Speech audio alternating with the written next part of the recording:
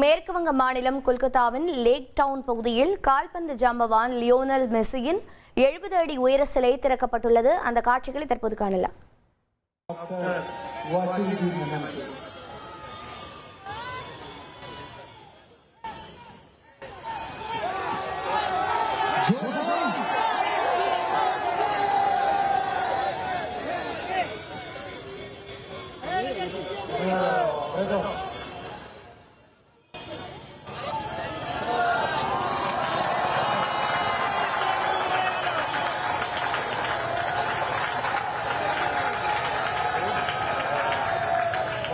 Muchas gracias por esta realización. La verdad que es un honor hacer estar acá. மேலும் விவரங்களை செய்தியாளர் பாரதி ராஜா வழங்கிட கேட்கலாம். பாரதி ராஜா வணக்கம். தற்போது இந்த சிலை திறப்பின் சிறப்பம்சங்கள் என்னென்ன? லியோனல் மெஸ்ஸியோட ஃபேன்ஸ் அங்க எவ்வளவு ஆரவாரமா இருக்காங்க? மேலும் தகவல்களை பதிவு பண்ணுங்க.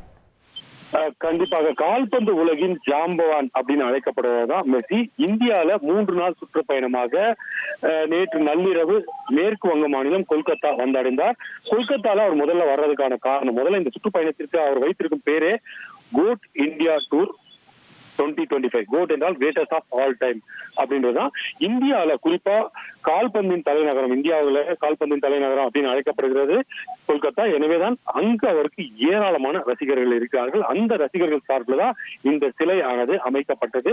அதன் சிறப்பு விழாவில் தான் தற்போது மெஸ்ஸி அவர்கள் பங்கேற்றிருக்கார். நேற்று இரவு முதலே, அதாவது அவரை வரவேற்பு தொடங்கி அவர் ஓட்டலுக்கு சென்று அவர் ஓய்வு எடுத்த பின்னர் அங்கேயே ரசிகர்கள் காத்திருந்தார்கள்.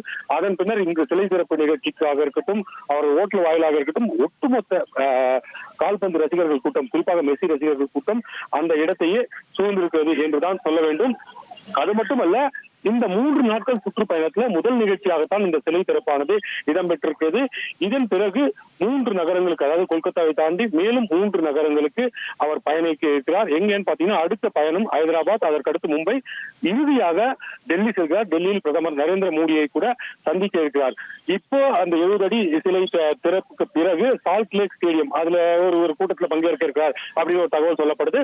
நாளை மாலை ஹைதராபாத்துக்கு பயணிக்கும் அவர் அங்கு இருக்கிற ராஜீவ் காந்தி இன்டர்நேஷனல் ஸ்டேடியம்ல ஒரு காட்சி கால்பந்து போட்டி, அதாவது எக்ஸிபிஷன் மேட்ச் சொல்லுவாங்க இல்லையா, எக்ஸிபிஷன் மேட்ச் நடக்குது.